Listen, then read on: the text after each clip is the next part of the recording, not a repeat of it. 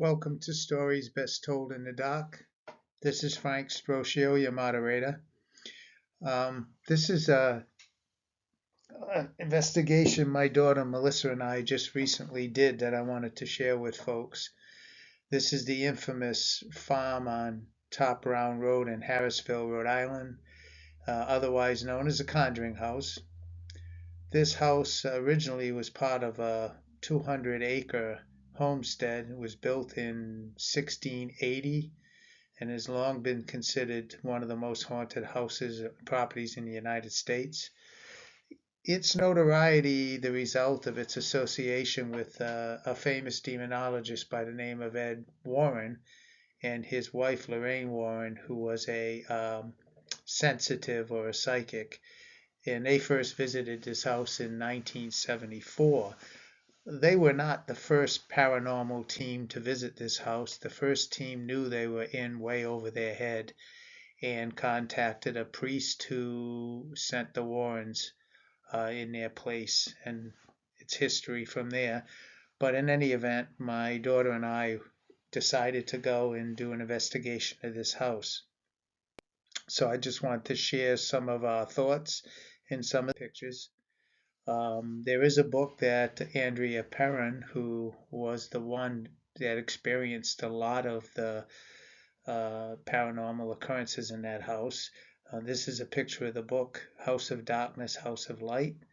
You might want to pick that up if you want to hear from the person that this stuff actually happened to. This is me and on the side of the Conjuring House. When we got there that day, it was a bright sunny day, and we kind of walked around the grounds outside first while we were waiting for our tour guide to get ready to do the tour. And this is the front entrance to the house, which is really this doorway right here. This is how we entered the house, but for a while we just stayed outside. This is my daughter Melissa, who was investigating with me. And this is the barn in the background where Bathsheba Sherman, who, according to the movies, was a witch. This is where she hung herself, intending to be bound to this land for eternity to, I don't know, haunt it or curse it or whatever. Whether that's true or not, I've heard stories that say just the opposite, so I'm not sure. But anyway, this is the barn. Once the roof is repaired, they'll allow people to go in and look at it inside. Outside, there are bodies buried everywhere. You see where I put these arrows. Wherever there's a flag sticking out of the ground, there's a body that they found buried there with ground penetrating radar. Also in the walls, there are 5 people encased in the walls as well. This is inside the house. This is the dining room, and you'll see all these, I don't know what you call them, dried flowers or some kind of, I don't know what it was supposed to be, but they're hanging from the ceiling in various places in the living room. And this particular one right here, which I've blown up for you, these dried flowers, the tour guide told us that if you ask the spirits to move them, they will. And she asked if any of the spirits would be interested in moving it, and it started to rotate on its own. I made the mental note that I would go back later and see if in fact there was anything to it. So more on that in a little while. There are a lot of Ouija boards and other things in there. I don't know if they're intended to creep people out when they go on a tour or what the story is with these. These were not part of the original homestead, and this had nothing to do with the original hauntings that occurred there. But apparently people are sending these things to the house. This one in the middle here was handmade, and the guy who made it indicated that he sanded this with his own hands and got his own blood into the wood. Not sure why I would care about that, but he made it clear that that's his own blood, sweat, and tears went into making that. Here they got a pillow that's got one on it as well. And they had this dead bird on the wall. Not sure what the intent of that is and why it's facing down and not up. I don't know. They have a long gun here, which is a obviously a black powder gun, and these are the powder horns that they kept the powder in. They were used for self-defense. Back in the day, there was no question that we had the right to carry guns, because if you didn't have a gun back then, you'd probably end up dead between other settlers trying to lay claim to your property, to American Indians trying to chase you out. So, there were a lot of guns back then. Not sure what this was supposed to be, and I didn't get a chance to ask, but I recognized it. It looked familiar to me when I was looking at it, and it looks to me very similar to, I'm sorry, the other way here.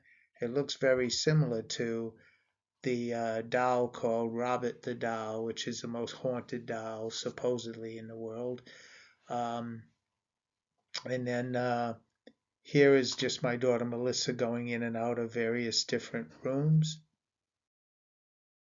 Then we descended into the basement, and down in the basement is where a lot of activity occurred. In fact, um, I believe it was in this room here, if I'm not mistaken, um, a seance was held with the Warrens and the Perrin family, in which there was a possession that took place. It was a pretty bad experience, so bad, in fact, that the Perron family would not let the Warrens come back to that house ever again. They blamed the Warrens for the activity because the activity got considerably worse after they did a seance and attempted an exorcism, at least as the story goes.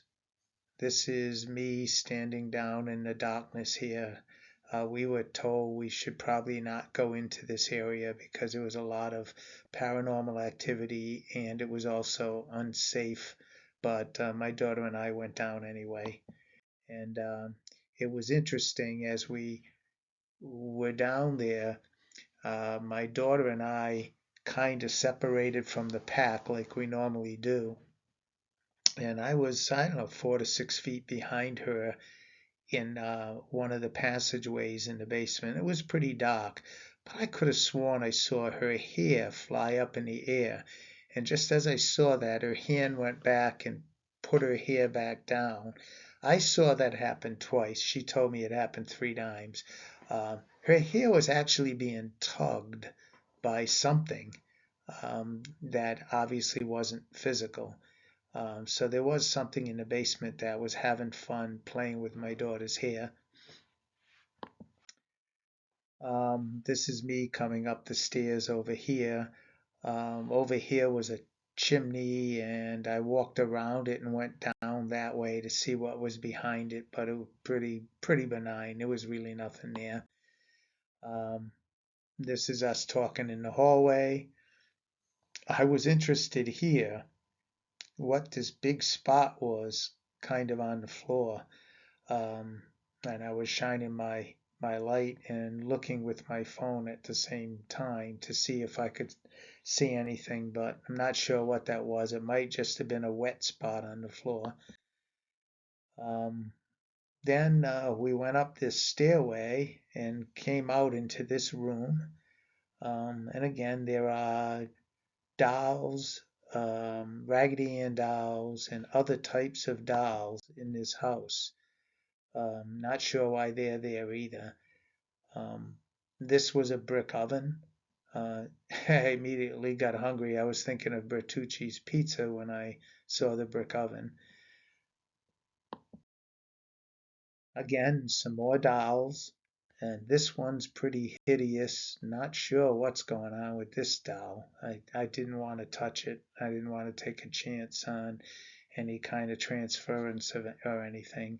But I don't know if these dolls were original dolls from this house or whether they were placed there for effect.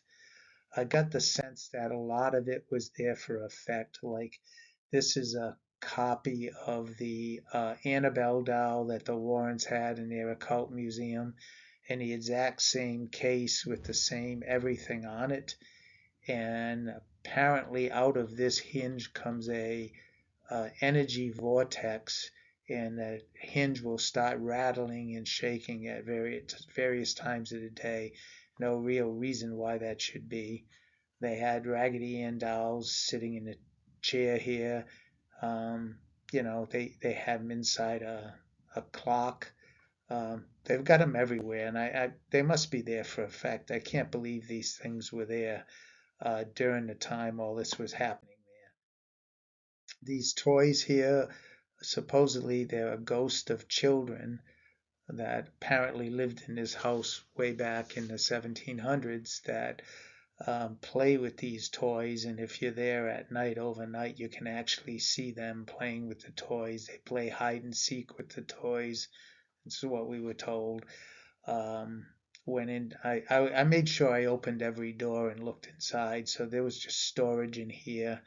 And then here there was a painting above the fireplace of Native Americans with the settlers, showing that they, at that time anyway, got along quite well, at least that particular Native American tribe. Um, there are some books, like a library full of books, all kinds of books. And I actually found a copy of Ed and Lorraine Warren's book, The Demonologist, in there with everything else. Just a lot of books there. Some of them are very old and probably worth a considerable amount of money. Um, so here things got weird. When I was upstairs, I noticed that the doors were put on upside down, and I mentioned it to the tour guide, and she didn't really notice that. And I told her, well, these little small panels down the bottom are normally up top. And with the door installed upside down, it appeared like an upside down crucifix or cross. I said that's kind of unsettling in and of itself. And when they left into the other room, I told my daughter, let's go back and check this out later. So later, when we were on our own, we were on our own for about a half hour in the house. Um, we went back upstairs, and my daughter went off in one direction, and I went over to this door, and I grabbed a hold of this latch, and I started opening the door, and it flung open really hard and hit me right in the chest. That's not something I did, and I looked inside. There was nothing in there. I played around with the door. I noticed right down here a little bit of a spot where the door would rub on the floor, and I convinced myself maybe it got caught and then let go and hit me, but that's not really how it felt. It felt like as I was opening the door, somebody just pushed it from inside. Um, but anyway, I guess we'll never know. And then this happened. My daughter took a picture from the outside of the house of the window. And let me give you a little background. First of all, this is a face. There's an eye here, an eye here, the nose, a big mustache, the chin. And of course, there was nobody in the house that day that even remotely resembled this. And plus, everybody at that point in time, with the exception of maybe a couple of the women who were upstairs, nobody was really in this room at all. And when we looked through the window, the room was empty. It's in the picture that this came out. But a little background: for about a week before Melissa and I went to this house, we were both having nightmares every night. She was dreaming about this hideous demon with a long black forked tongue. And the last couple of days, she was seeing this man in this image in her dream. the man with the mustache, she called him, and he kept backing up and hiding in the corner of the room, like he was trying to hide himself.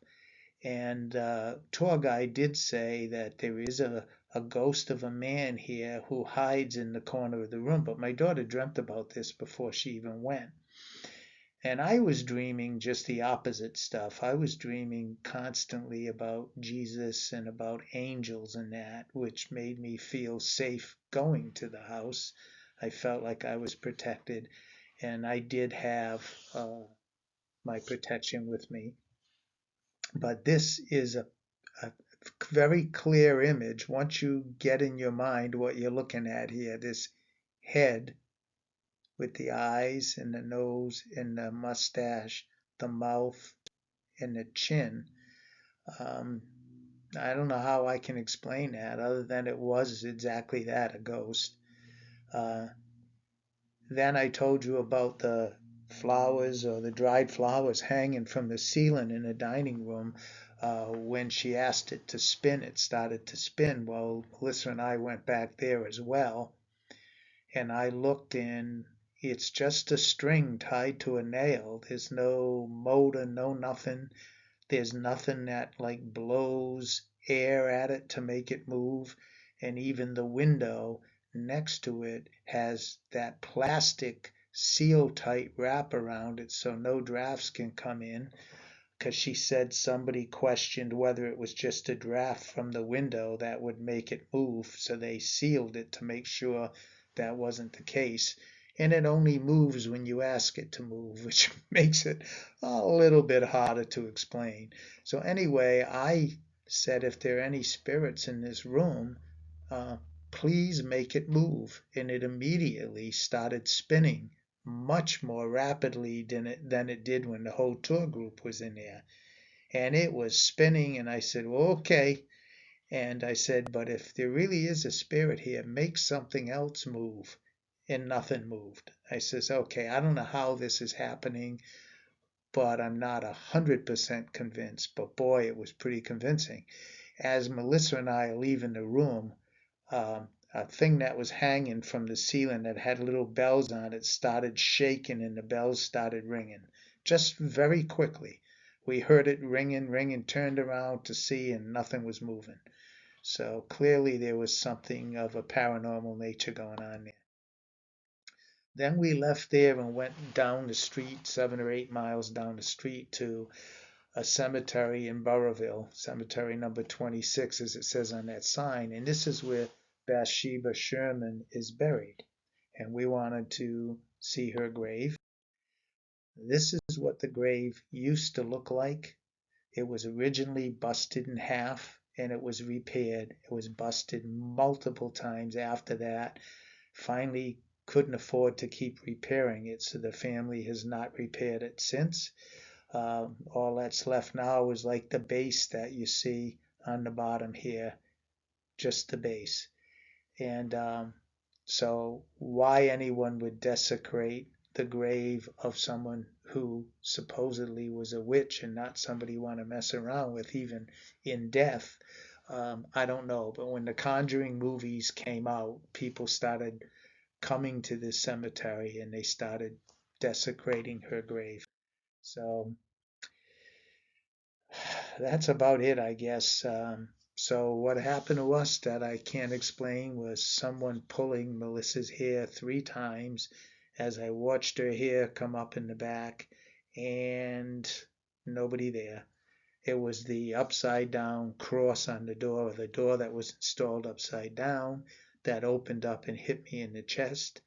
It was the dried flowers that would spin when we asked them if they would spin, and the bells that were chiming, and then the face of the man with the mustache in the window, as clear as day. And then my daughter heard also a buzzing sound. In certain areas of the house, she would hear buzzing that I did not hear. Nobody else apparently heard. So I had hoped I wouldn't take anything home with me from this investigation, and I didn't.